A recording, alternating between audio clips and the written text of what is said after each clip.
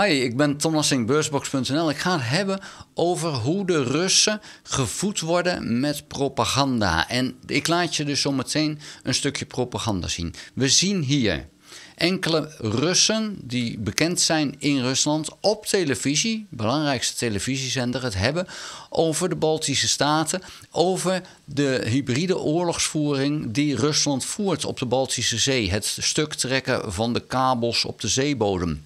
Waarom doen ze dat? Nou, ze leggen dat hier uit.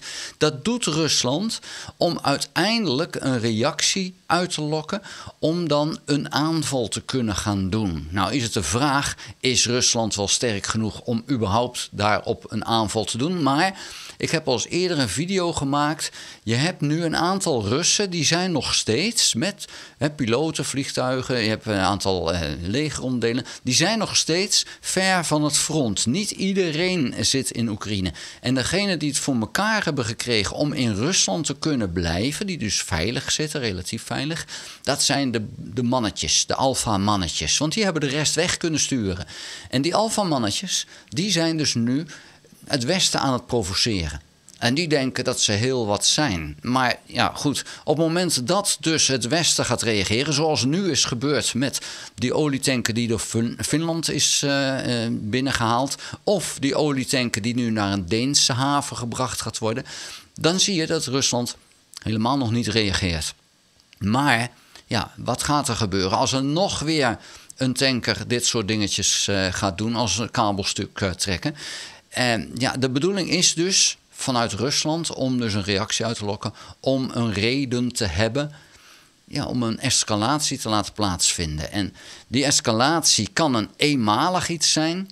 Het kan ook zijn dat er een volledige oorlog door uitbreekt. Stel je voor dat Rusland zegt, wij pakken dat deel van Estland waar die Russen wonen, want we gaan die Russen daar beschermen, zoals ze dat even in Oekraïne hebben gedaan.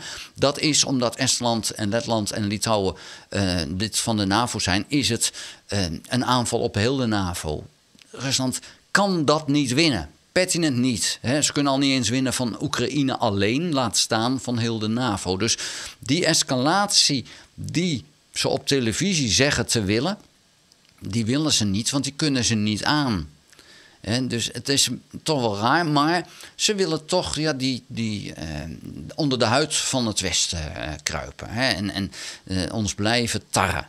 En ja, dat kan dus op een gegeven moment wel tot iets gaan leiden, dat daar toch een reactie gaat plaatsvinden. En dan is even de vraag, ja, is het dan eenmalig even een actie, dat er een paar vliegtuigen uit de lucht geschoten worden? Of is het dan direct een complete oorlog? Dat laatste geloof ik niet zo snel in. Want wat ik al zei, het Russische leger zit voor het grootste gedeelte in Oekraïne.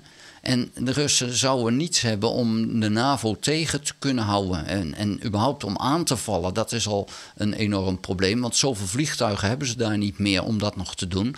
En andere eenheden zijn er simpelweg niet. Dus het is ja, plagen, maar dan op een manier die wel dodelijk kan zijn. Dus noem dat maar plagen. Ik heb daar geen ander iets. Maar het is toch echt wel kijken van hoe ver kunnen we gaan. Hoeveel schade kunnen we berokkenen voordat er iets gebeurt. Het is een gevaarlijk spelletje, laat dat duidelijk zijn. Maar ik wilde het laten zien, zodat je kan zien wat die Russen iedere dag gevoerd wordt. En daarom, we hebben wel gezegd van ja, het is Poetins een oorlog. Ja, maar de rest van de Russen, die zijn nu helemaal omgevormd tot van ja, kijk eens, de NAVO zijn we mee in oorlog. Dit is dat we doen om die oorlog te starten met de NAVO of om die te escaleren. Rusland is in oorlog met de NAVO. Laat dat duidelijk zijn. De NAVO nog niet met Rusland. Nou, dat is de vraag of dat dan ook gaat gebeuren. Daar wil ik het bij laten. Vond je de video interessant?